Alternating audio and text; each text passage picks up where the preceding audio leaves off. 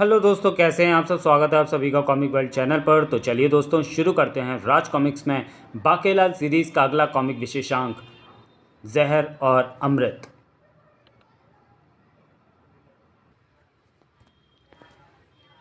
संजय गुप्ता पेश करते हैं जहर और अमृत। आ आ आ आ अब मुझसे बर्दाश्त नहीं होगा। मैं भगवान विष्णु का पक्का भक्त हूँ। सिर दर्द के कारण मैं भगवान विष्णु की आराधना में ध्यान नहीं लगा पाता। सिर दर्द से छुटकारा पाने के लिए अब मैं करूँगा अमृतांजन देवता की आराधना। इस भक्ति भजन के साथ मैं डरदा रब रब कर दवे डरदा रब रब, दर्दे दिल दर्दे जिगर सिर में जगाया आपने। आज्ञा देवता, आजा देवता, आजा देवता, आजा देवता। आ धूप जलाऊं मैं अपने हाथों पर। बस ऋषि खोपड़ दर्दाचार्य, इससे पहले कि मेरे सिर में दर्द शुरू हो जाए, मैं तुम पर अति प्रसन्न हुआ, क्योंकि तुमने सिर में भयंकर पीड़ा होने के बावजूद भी दर्द निवारक देवता हम दर्दाचार्य की पूजा न करने करके मेरी आराधना की। ये लो, प्रसन्न होकर मैं तुम्हें देता हूँ अमृत कलश, जिसे ग्रहण करके तुम अमर हो जाओगे। अच्छा, तो हम अंतर्धान होते हैं। किंतु मैंने तो अमृतांजन देवता की मदद इसलिए ली थी ताकि देवता प्रसन्न होकर मुझे सिर दर्द से छुटकारा दिला दे। वत्स, फिर तो मैं मेरी नहीं, दर्द निवारक देवता की आराधना करनी चाहिए थी। मैं तो अमृत का देवता हूँ। चलो कोई बात नहीं, अमृत तो मिल गया। इसे ग्रहण करके दोबारा देवता हमदर्दाचार्य की आराधना करके उनसे भी वर प्राप्त कर लूँगा। सावधान ऋषि खोपड़ दर्दाचार्य, रुक जा। ये तू क्या कर रहा है? ये तो मेरे मन की आवाज़ है जो मुझे सावधान कर रही है। ये अमृत नहीं, विष है।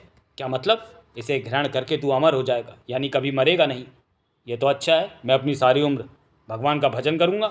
मूर्ख, तेरा जीवन चक्र आम इंसान की तरह ही चलेगा, यानी तू भी बूढ़ा होगा, फिर और बूढ़ा, फिर और फिर और।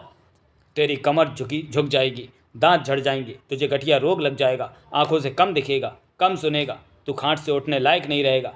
तुझे खिलाएगा कौन, पिलाएगा कौन? तुझे तो जानवर भी नहीं खा पाएंगे, क्योंकि तू अमर हो चुका होगा। मेरा दांत टूट गया। जानवर तुझ पर थू थू करेंगे। मैं तुझे खा नहीं सकता, पर लात तो मारी सकता हूँ। तड़ाक। तुझे सांप बिच्छू भी डर सकते हैं, उनके विष से तुझे पीड़ा तो होगी, पर तू मरेगा नहीं। तुझे घोर वृद्धावस्था की वेदना को झेलना होगा, जो कि नरक के समान होती है। मैंने तो तुझे समझा दिया, अब आगे तेरी मर्जी। नहीं नहीं, ये तो घातक विष है। इसे तो गड्ढा खोदकर दबा देना चाहिए। जान बच गई, अन्यथा मैं तो जीते जी मारा जाता। विष? और वो भी घातक। मुझे भी तो ऐसी विष की तलाश है जिसे मोटा मुच्छड़ मनूस राजा विक्रम सिंह पीते ही सीधा नरक पहुंच जाए। चल बेटा बाके, सीधा राजा के पास और उसे यह विष अमृत कहकर पिला दे। जब बाकेला राजा विक्रम सिंह के पास पहुंचा तो वो उस समय राज अखाड़े में कसरत कर रहे थे। अमृत? किंतु बाकेलाल, ये तो मैं मिला कहाँ से? भोले शंकर की कृपा से महाराज। किंतु भोले शंकर के पास अमृत कहाँ से आया? उनके पास तो विष है जो उन्होंने कंठस्थ कर रखा है, तभी तो उन्हें नीलकंठ भी कहते हैं। ये सब मुझे नहीं पता महाराज। आप जल्दी से इस अमृत को ग्रहण करें। अगर इसके पीने का शुभ मुहूर्त निकल गया तो यह अमृत विष बन जाएगा। बाकेलाल, तुम कहते हो तो मैं इसे पी लेता हूँ। वह मारा पापड़ वाले को। ये तो नारियल पानी की तरह शुद्ध और मीठा था बाकेलाल। मैं तो इसकी एक एक बूंद चाट जाऊंगा, ताकि कहीं कोई और भी इसकी बूंद चाट कर अमर ना हो जाए। हाँ हाँ, चाट मोटे चाट और मर। ओ, ये मुझे क्या हो रहा है?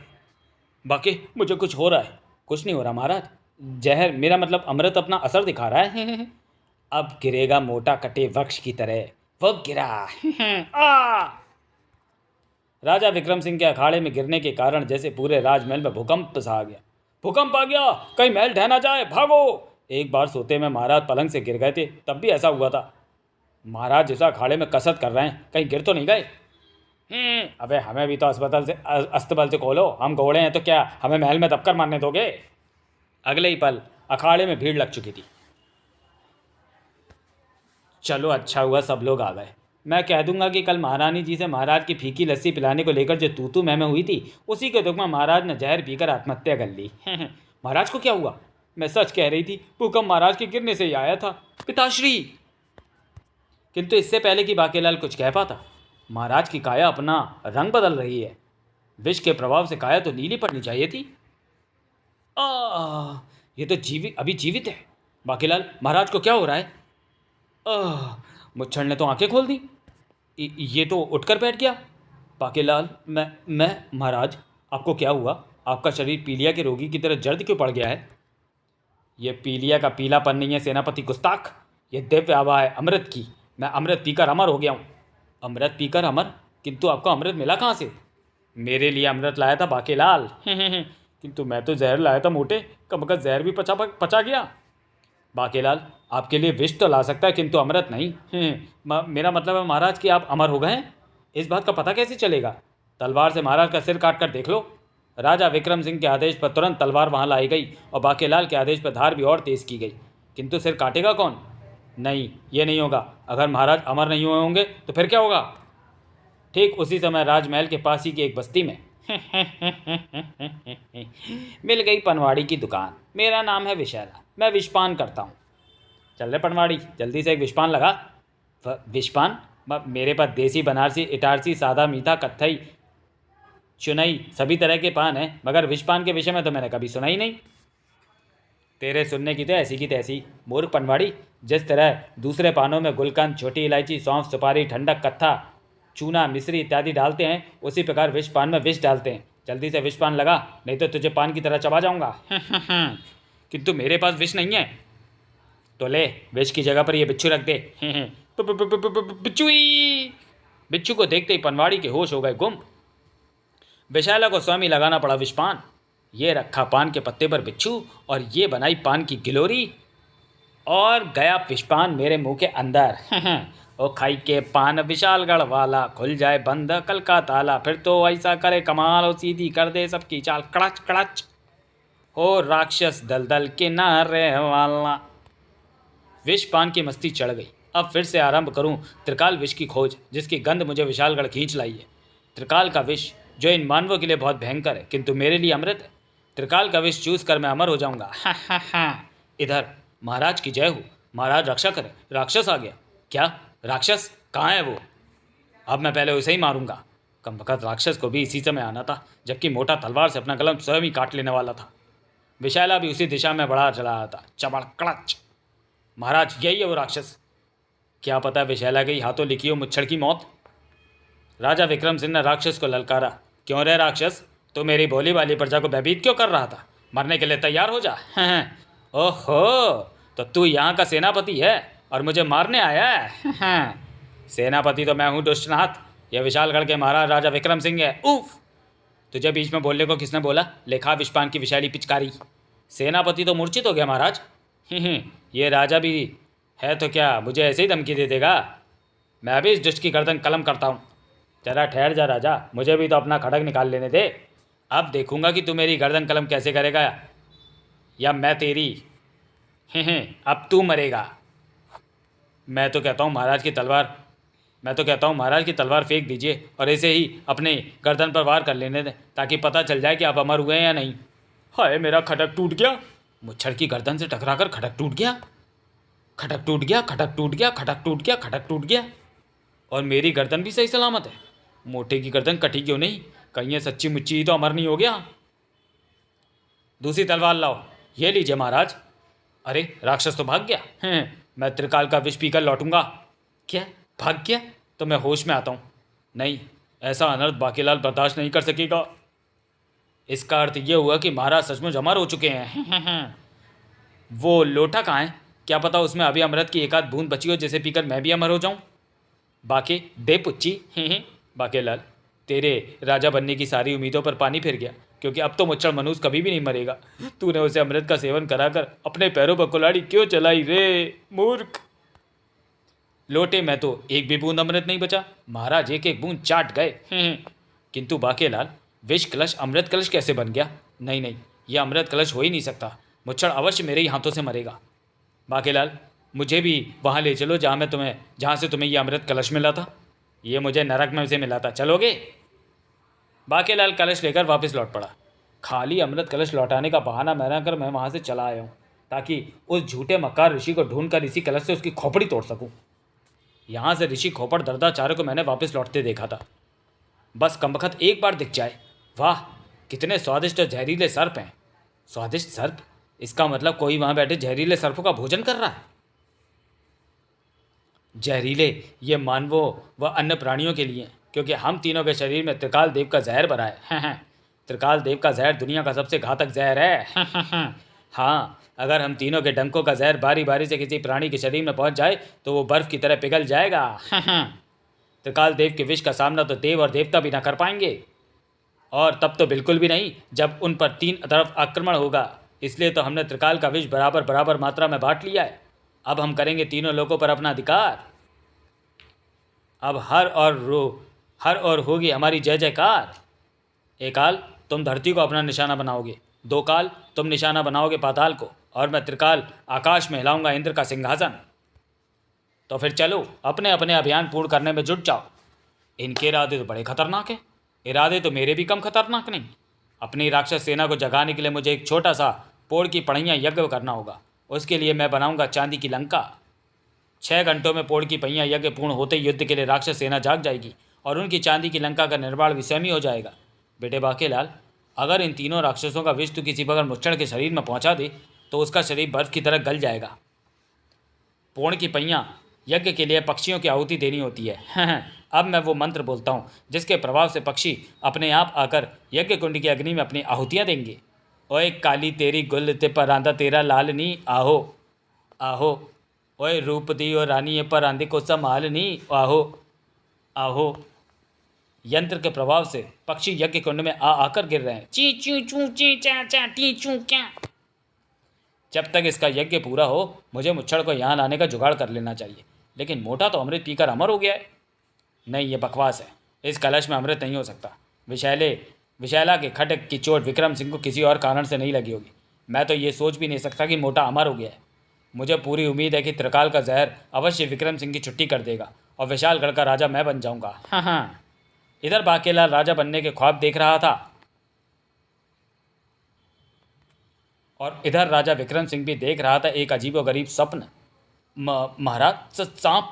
बाकेलाल, तुमने मुझे अमृत पिलाकर अमर कर दिया, अब मुझे सांप का क्या डर। देखो मैंने सांप को मार दिया। अरे बाकेलाल, तुम बूढ़े हो गए। 60 साल की उम्र में बूढ़ा नहीं तो क्या जवान होऊंगा महाराज। अब तो मुझसे भी अधिक वृद्ध हो चुके हैं। लीजिए, महारानी जी भी आ गई। लगता है मेरा अंतिम समय आ गया है। महारानी, कितनी बार समझाया है कि अब जेवरात पहनना छोड़ दो। देखो जेवरात की वजह से तुम्हारी गर्दन झुकी जा रही है। अब ये गर्दन जेवरात का बोझ नहीं संभाल सकती। देखा, जिस बात का डर था वही हुआ। महाराज, लगता है बुढ़िया तो खिसक गई। नहीं, तू मुझे अकेला छोड़कर नहीं जा सकती रानी। महाराज, महारानी के गम में आप पोपले हो गए। उम्र भी तो 90 वर्ष हो गई है बाकेलाल। सेनापति, मुझे कोल्ला करने बाहर जाना है। 4 आदमी बुलवाओ, क्योंकि मेरे घुटनों में गठिया का रोग हो गया है। अब मैं चल फिर नहीं पाता। महल में सब बूढ़े और जर्जर हो चुके हैं। मैं तो हर समय 4 आदमी साथ ही रखता हूँ महाराज। न जाने कब किसको इनकी आवश्यकता पड़ जाए। महाराज, एक समय था कि आप अपनी तोंद के झटके से बड़े बड़े शस्त्रों को परास्त कर देते थे, और एक ये समय है कि स्नान के लिए आपको खड़ा रखने के लिए 2 सेवकों ने पकड़ रखा है। आपसे तो अपनी चड्डी भी नहीं पकड़ी जा रही। महाराज, गजब हो गया। बजरपुरी के राजा वृद्ध जर्जर सिंह ने आक्रमण कर दिया। वो कह रहे हैं कि दम है तो महल से बाहर आ और मुकाबला करो। वही तो नहीं है, किंतु हम युद्ध का जवाब देंगे। हमारी तलवार लाओ। शत्रुओं को भयभीत करने के लिए महाराज के हाथ में गत्ते की तलवार दो, क्योंकि लोहे की तलवार महाराज उठा नहीं पाएंगे और कहीं कोती उठ ना जाए। शीघ्र ही। हे राजा विक्रम सिंह, जवानी में तो तू शक्तिशाली था। तुझ पर आक्रमण करने की मैं कभी सोच भी नहीं सका, किंतु मैं 50 बरस तक सब्र किया, क्योंकि सब्र का फल मीठा होता है। मैंने सोचा था कि जब तू बूढ़ा जर्जर हो जाएगा तब मैं तुझ पर आक्रमण करूंगा और तुझे एक ही लात में चित्त कर दूंगा। आज वो समय आ गया है। या तिकट तिकट, आगे बढ़ो मेरे जवान सैनिकों। मच्छर के मरते ही मैं राजा बनूंगा।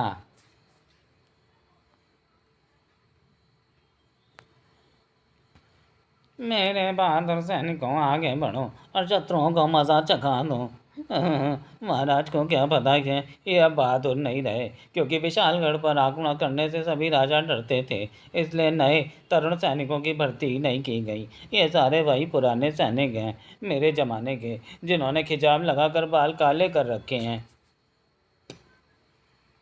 पोपला मुंह छुपाने के लिए मुंह में हवा भर रखी है, और ताकतवर दिखने के लिए वस्त्रों के नीचे कपास ठूस रखी है। हे, पर अब इनकी सारी हवा निकल रही है। अब धीरे मार, मुंह में दांत नहीं है। बाकेलाल, हमारे सैनिक तो मरते जा रहे हैं। अब तो एक ही उपाय है महाराज, और वो ये है कि आपको एक मजबूत व लंबे डंडे से बांधकर शत्रु राजा के पास भेज दिया जाए, जिससे कि आप शत्रु का वध कर सकें, क्योंकि आप तो अमर हैं। आप पर शत्रु के प्रहार का असर नहीं होगा। हम शत्रु सैनिकों का सफाया करते हैं। तब भीषण युद्ध हुआ, मारकाट मच गई। युद्ध में विजय हुई राजा विक्रम सिंह की। तब राजा को डंडे के बंधनों से मुक्त किया गया। ये तरकीब बाकेलाल की थी। कहाँ है मेरा प्यारा बाकेलाल?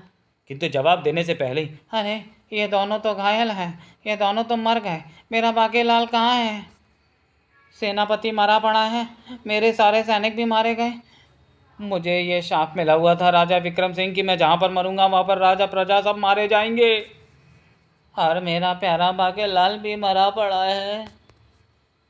मेरी सारी प्रजा मारी गई, सारे मंत्री सरबारी मारे गए।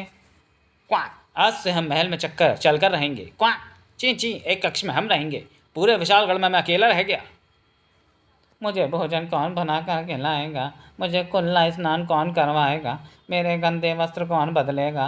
महल की साफ सफाई कौन करेगा? ये मनुष्य पक्षी महल में कैसे घुस आए? इन्हें कौन भगाएगा? चू चू ची ची, चपड़ चपड़। मैं पिछले 25 वर्षों से नहाया नहीं, अब तो इस कक्ष में पक्षी भी नहीं आते। कोई भूला भटका आ भी जाता है तो मेरे पास से आती भयंकर दुर्गंध से मर जाता है।